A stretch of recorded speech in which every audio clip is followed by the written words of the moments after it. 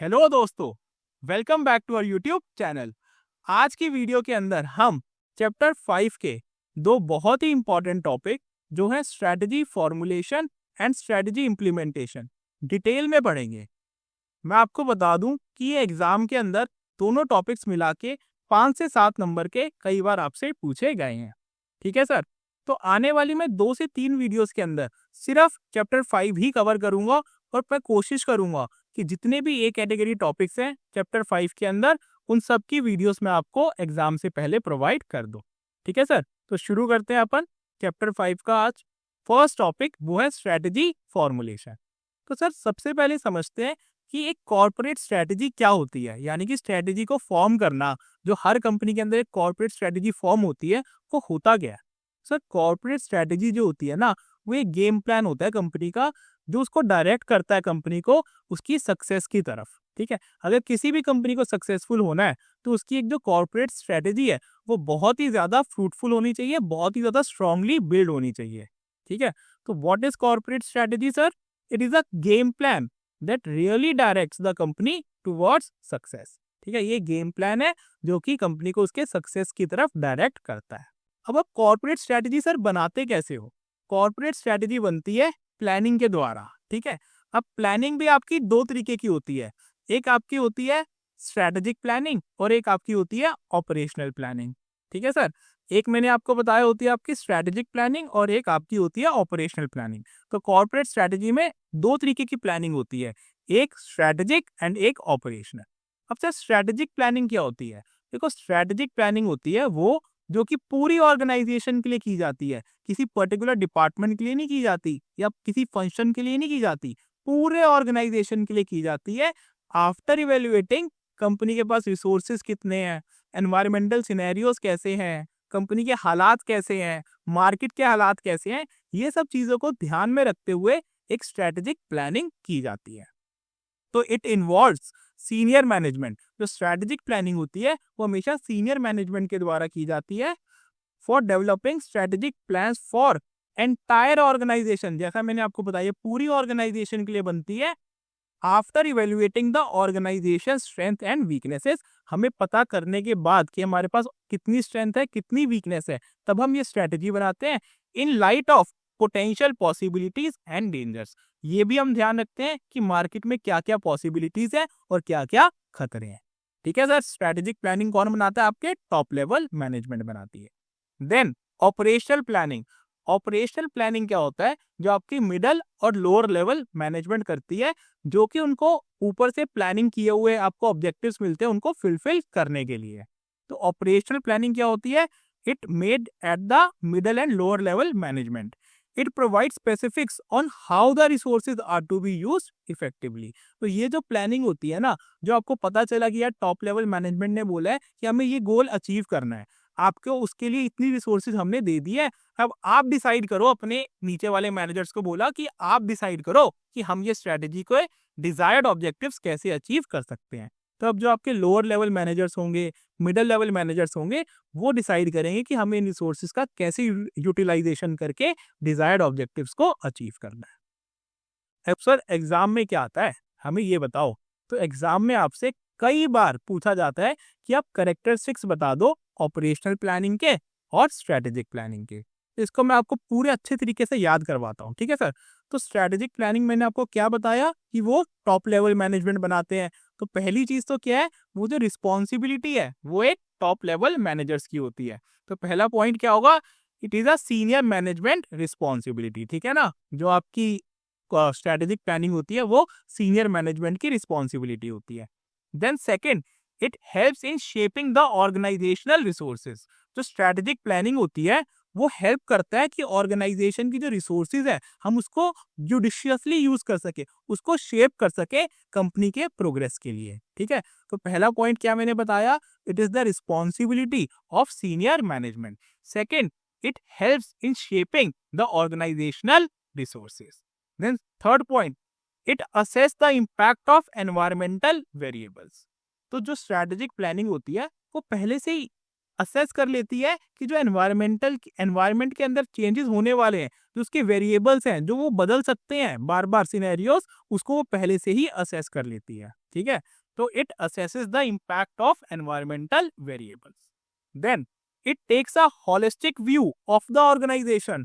तो ये पूरी ऑर्गेनाइजेशन का एक होलिस्टिक व्यू लेके डिपेंड करती है, बनाती है स्ट्रेटेजिक प्लानिंग, कि मेरे पास कितनी रिसोर्सेज हैं, कितनी कैपेबिलिटीज हैं, वो सब अच्छे से एनालाइज करके हम स्ट्रेटेजिक प्लानिंग बनाते हैं।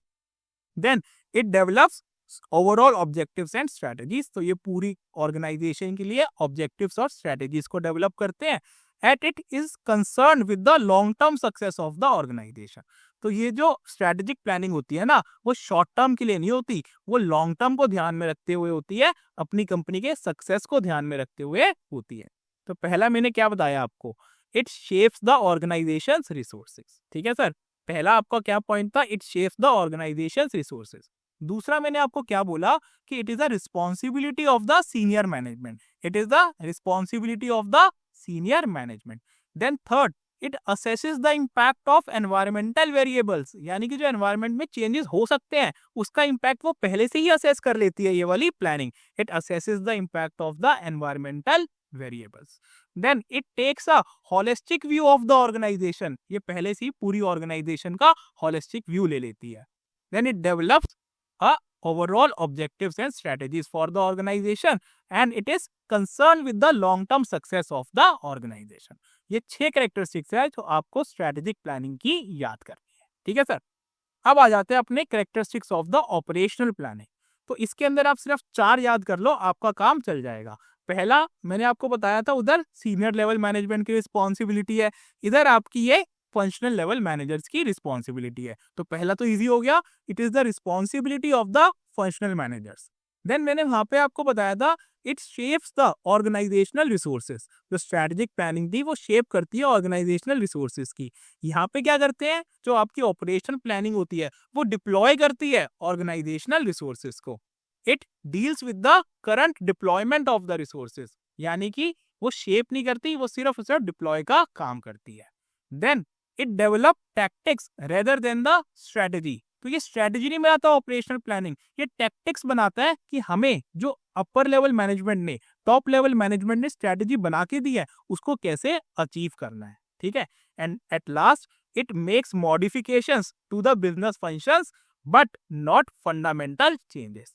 तो ये मॉडिफिकेशन तो कर लेता है बिजनेस के अंदर, कुछ फंक्शंस के अंदर, बट उसके अंदर कोई फंडामेंटली चेंज नहीं कर सकता ऑपरेशनल प्लानिंग, क्योंकि ये मिडिल लेवल और लोअर लेवल मैनेजमेंट ही इसको एग्जीक्यूट करते हैं। ठीक है सर, तो ये 4 कैरेक्टरिस्टिक्स आप ऑपरेशनल प्लानिंग की याद कर लो, 6 कैरेक्टरिस्टिक्स आप स्ट्रेटेजिक प्लानिंग की याद कर लो, आपके मार्क्स एक भी नंबर नहीं कटेगा।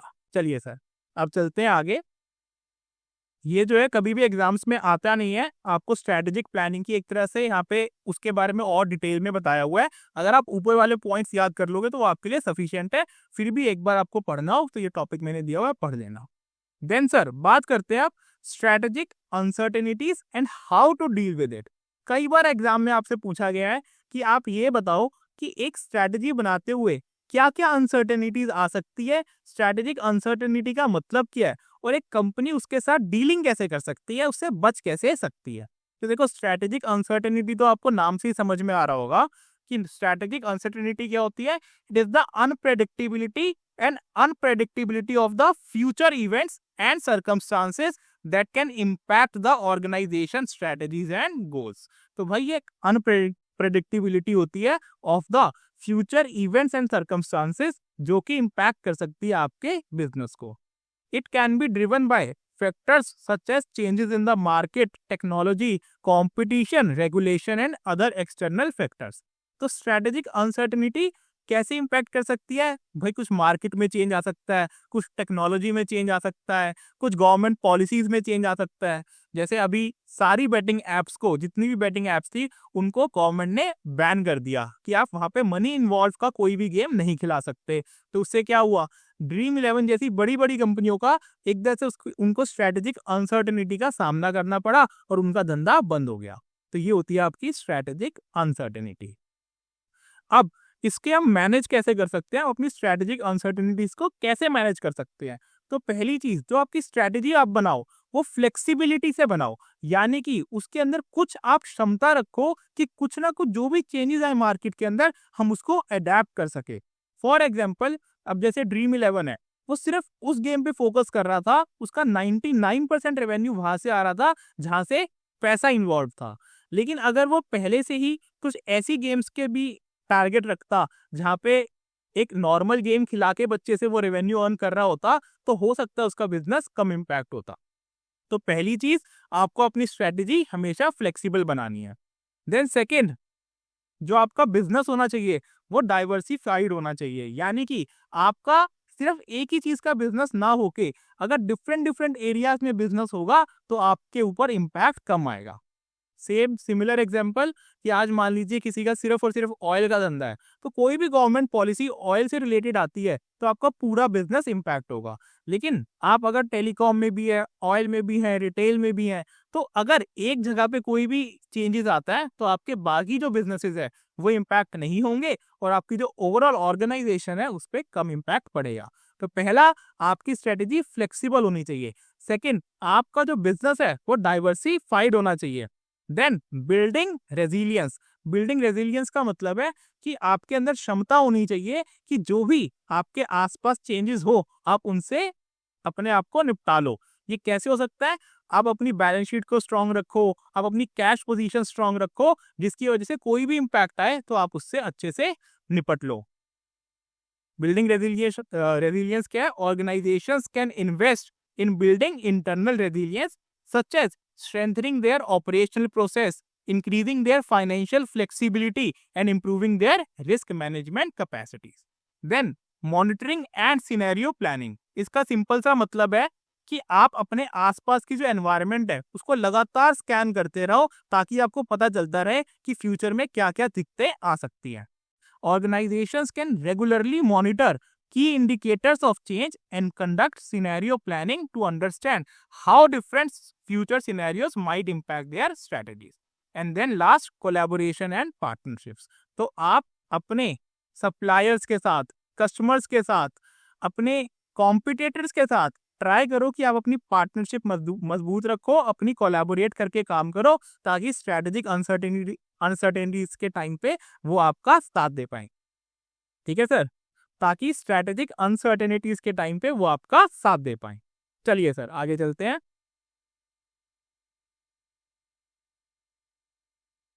ताकि स्ट्रेटेजिक अनसर्टेनिटीज के टाइम पे वो आपका साथ दे पाए। चलिए सर आगे चलते हैं। अब बात करते हैं अपने स्ट्रेटेजी इंप्लीमेंटेशन टॉपिक की। तो स्ट्रेटेजी इंप्लीमेंटेशन क्या होता है? स्ट्रेटेजिक इंप्लीमेंटेशन होता है, it is a managerial exercise of putting a freshly chosen strategy into action. तो अभी जो आपने स्ट्रेटेजी चूज करी है, अब उसको एक्शन में लाने का टाइम आ गया, अब उसको इंप्लीमेंट करने का टाइम आ गया, उसको कहेंगे स्ट्रेटेजी इंप्लीमेंटेशन।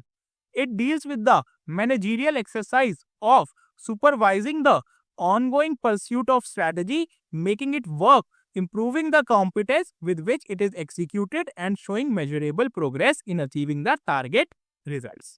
ठीक है सर। अब बात करते हैं relationship with the strategy formulation.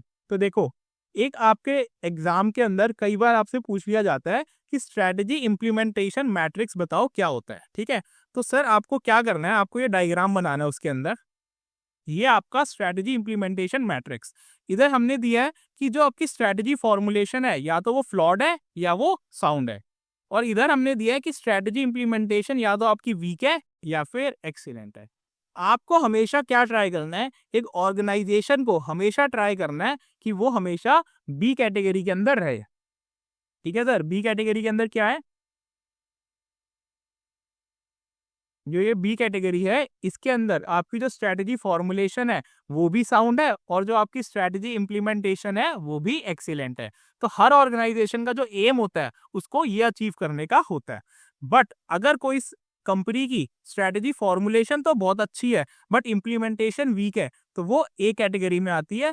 और जनरली ये होता है जब आपके पास इनएक्सपीरियंस मैनेजमेंट होती है या स्टार्टअप्स होता है जहाँ पे अभी मैनेजमेंट को इतना एक्सपीरियंस नहीं होता, तो वो स्ट्रेटेजी तो अच्छी बना लेती है बट इंप्लीमेंट उसको अच्छे से नहीं कर पाती।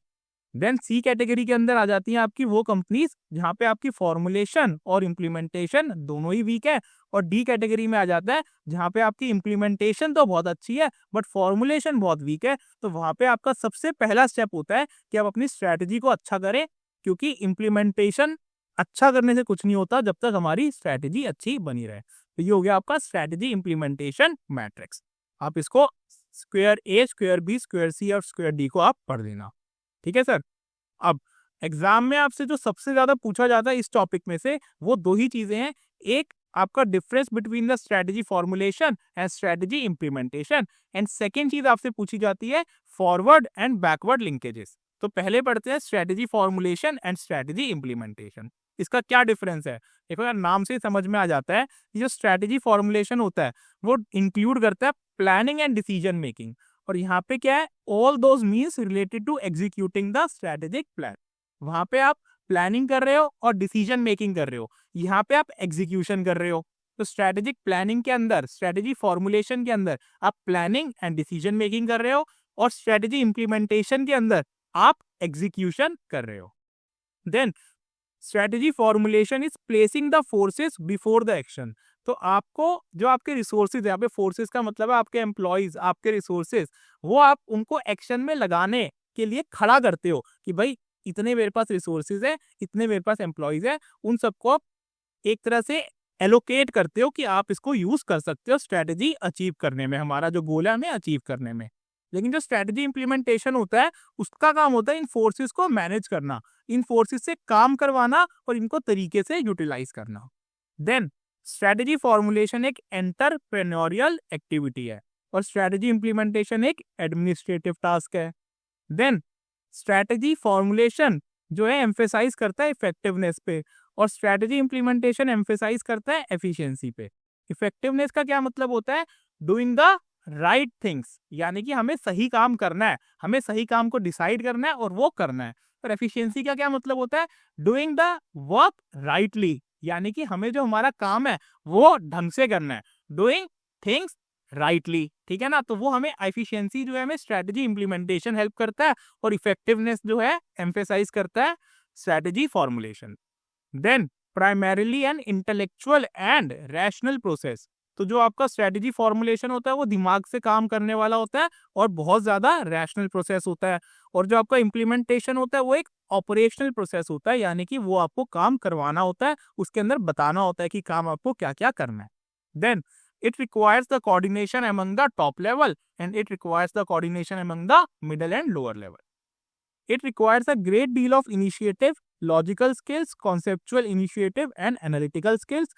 It requires specific motivation and leadership traits.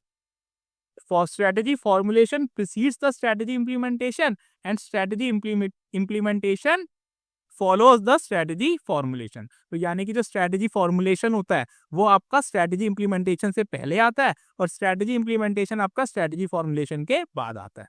इसमें से कोई भी 4 पॉइंट्स आप सिर्फ याद कर लेना, आपका अच्छे से काम चल जाएगा, कोई दिक्कत नहीं आएगी। ठीक है सर। चलिए अब बात करते हैं हम लिंकेजेस इन स्ट्रेटेजी इंप्लीमेंटेशन। तो सर ये वाला जो टॉपिक है वो one of the most important topic है आज के पूरे लेक्चर का। ठीक है, तो ध्यान से सुनना। देखो, स्ट्रेटेजी फॉर्मुलेशन और स्ट्रेटेजी इंप्लीमेंटेशन दोनों आपस में लिंक्ड है। ठीक है सर। लिंक कैसे है? 2 तरीके से लिंक्ड है। एक फॉरवर्ड लिंकेज है, एक आपकी बैकवर्ड लिंकेज है। फॉरवर्ड लिंकेज क्या है कि जो आपका स्ट्रेटेजी फॉर्मुलेशन का इंपैक्ट होता है स्ट्रेटेजी इंप्लीमेंटेशन पर। ठीक है, दोबारा से सुनना। स्ट्रेटेजी फॉर्मुलेशन का इंपैक्ट स्ट्रेटेजी इंप्लीमेंटेशन पे जो होता है उसको हम फॉरवर्ड लिंकेजेस कहते हैं। फॉर एग्जाम्पल, आज मैंने एक स्ट्रेटेजी बनाई कि यार मेरे को एक नए सेक्टर में एंटर करना है। ठीक है, उसके लिए मेरे को रिसोर्सेज वगैरह चाहिए कि वो सब मेरे पास है, लेकिन मेरे को एक नए सेक्टर में एंटर करना है। तो उसके बाद अगर मैंने ये स्ट्रेटेजी फॉर्म करी है तो इसी को बेस लेके मैं उस स्ट्रेटेजी को जैसे इंप्लीमेंट करूंगा, जो इंप्लीमेंटेशन प्लान बनाऊंगा वो पूरा का पूरा इसके ऊपर डिपेंड होगा कि मैंने अपनी स्ट्रेटेजी कौन सी फॉर्म करी है। ठीक है, अगर मैं नए प्रोडक्ट में एंटर कर रहा हूं तो मेरे को R&D करनी है, मेरे को नए रिसोर्सेज को हायर करना है, मेरे को उस इंडस्ट्री के अंदर और मार्केटिंग एक्सपेंस लगाना है। जो भी मेरा इंप्लीमेंटेशन प्लानिंग होगी उसका जो बेस होगा वो मेरा स्ट्रेटेजी फॉर्मुलेशन होगा, जिसको हम कहेंगे फॉरवर्ड लिंकेज। फॉरवर्ड लिंकेज का क्या मतलब है कि जो आपकी स्ट्रेटेजी इंप्लीमेंटेशन है वो डिपेंड करती है आपके स्ट्रेटजी फॉर्मुलेशन पे। ठीक है sir, it is the impact of strategy formulation on the strategy implementation. अब बैकवर्ड लिंकेजेस का क्या मतलब है? बैकवर्ड लिंकेज का मतलब है the impact of implementation on strategy formulation. क्या सर समझ नहीं आया? इंप्लीमेंटेशन का इम्पैक्ट स्ट्रेटजी फॉर्मुलेशन के ऊपर कैसे हो सकता है? भाई एक चीज बताओ, आज जब तक मैनेजमेंट को ये विश्वास नहीं होगा कि जो मैं स्ट्रेटजी बना रही हूँ वो मेरी टीम इंप्लीमेंट कर लेगी, जब तक क्या वो स्ट्रेटजी बनाने का कोई फायदा है? आज की डेट में मान लीजिए रिलायंस बोले कि यार मैं तो ना एक काम करता हूँ, फेसबुक जैसी कुछ कंपनी बनाता हूँ, ठीक है ना, बहुत बड़ी फेसबुक जैसी कंपनी बनाता हूँ, मेरे को भी जो है एकदम सोशल मीडिया की दुनिया के अंदर आना है। जब वो देखे कि यार मेरे पास इंडिया में ऐसे रिसोर्सेज हैं, मेरी कंपनी में ऐसे लोग हैं जो स्ट्रैटेजी को इम्प्लीमेंट कर पाएंगे, मार्क जकरबर्ग जैसा दिमाग रखने वाले मेरी कंपनी के अंदर लोग हैं भी या नहीं है, तो जब वो ये देखेगा कि यार मेरी कंपनी में ऐसे लोग नहीं है, तो वो ऐसी स्ट्रैटेजी बना ही नहीं सकता। तो जो उसका एक्सपीरियंस है अपने रिसोर्सेज को लेके, अपने पास एक्सपीरियंसेस को लेके, वो सारा एक्सपीरियंस कि हमने कैसे पहले अपनी स्ट्रैटेजीज को एग्जीक्यूट किया है, इम्प्लीमेंट किया है, वो अपना सारा एक्सपीरियंस जो है स्ट्रैटेजी फॉर्मुलेट करने के टाइम पे लगाता है। इसीलिए इसको हम बैकवर्ड लिंकेज कहते हैं। ठीक है, अब पढ़ते हैं आईसीआई क्या बोलता है इस टॉपिक के बारे में। पहला तो मैंने आपको बता दिया, forward linkage refer to the impact of strategy formulation on strategy implementation. Backward linkage refers to the impact of implementation on strategy formulation. Then second, the different elements in strategy formulation, starting with the objective setting through environmental and organizational appraisal, strategic alternatives and choice to plan determine the course that an organization adapts to adopts to itself. तो भाई जो आप market की जब study करोगे, वो सब study करने के बेसिस पे ही आप अपनी स्ट्रेटेजी को फॉर्म करोगे। with the formulation of new strategies और reformulation of the existing strategies, या तो जब आप नई स्ट्रैटेजी बनाओगे या जो आपकी एग्जिस्टिंग स्ट्रैटेजी है उसको रिफॉर्मुलेट करोगे, तो there will be many changes that have to be affected in the organisation. तो बहुत सारे जो चेंजेस है ऑर्गेनाइजेशन में आपको करने पड़ेंगे। हो सकता है आपको अपनी इंप्लीमेंटेशन स्ट्रैटेजी भी चेंज करनी पड़े और आपको अपनी लीडरशिप स्टाइल भी चेंज करनी पड़े। ठीक है, इसका एग्जाम्पल क्या है? If a company decides to expand its product line to target a new market segment, this decision will require changes in the organization structure, resource allocation, etc.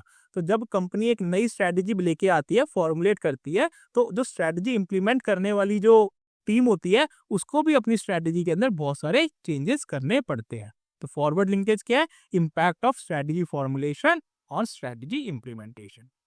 Then backward linkage क्या होगा sir? Just as implementation is determined by the formulation of strategy, जैसे implementation decide की जाती है formulation of strategy के द्वारा, the formulation process is also affected by factors related to the implementation. जो आपका फॉर्मुलेशन प्रोसेस होता है वो भी बहुत सारे फैक्टर्स पे डिपेंड करता है जो कि इम्प्लीमेंटेशन से रिलेटेड है। और ये सही में सच्चाई है कि जब तक आप कॉन्फिडेंट नहीं होगे कि मैं इस चीज को इम्प्लीमेंट कर लूंगा, आपका वैसी स्ट्रैटेजी बनाने का कोई भी फायदा नहीं है। While dealing with strategic choice, remember that past strategic actions also determine the choice of strategy. जो आपके past actions है वो decide करता है कि आपकी choice of strategy क्या रहनी चाहिए। इसका आप एग्जाम्पल अपनी रियल लाइफ से भी ले सकते हैं कि आपको पता होता है कि मैं एक दिन के अंदर 8 घंटे पढ़ सकता हूँ, 10 घंटे पढ़ सकता हूँ या 12 घंटे पढ़ सकता हूँ, क्योंकि आपका एक प्रीवियस एक्सपीरियंस रह चुका होता है अपनी स्ट्रैटेजी को लेके। तो आगे की भी आप स्ट्रैटेजी उसी को ध्यान में रखते हुए बनाते हो।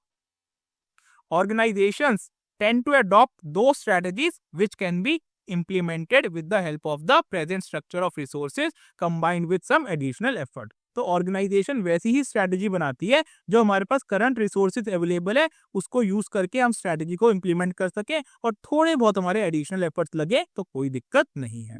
इसका एग्जांपल क्या है? If a company faces unexpected challenges और discovers new opportunities during the implementation of a strategy, it may need to revaluate the strategic choice. तो इम्प्लीमेंटेशन के द्वारा जब उसको पता चले यार नए कुछ हमारे पास चैलेंजेस निकल के आए हैं, तो हो सकता है उसको एक तरह से दोबारा से सोचना पड़े कि हमने सही से स्ट्रैटेजी फॉर्मुलेट करी है या नहीं करी। यहाँ पे आपका चैप्टर 1 के दो important topic, strategic formulation and strategy implementation खत्म होते हैं। आशा करता हूं कि आपको ये वीडियो अच्छी लगी होगी। प्लीज वीडियो को लाइक करें, अपने दोस्तों के साथ शेयर करें। आपको ये नोट्स जो है मेरे फ्री में अवेलेबल हो जाएंगे मेरे टेलीग्राम चैनल के ऊपर। तो ऑल द बेस्ट दोस्तों, keep working hard, keep studying hard. Bye bye.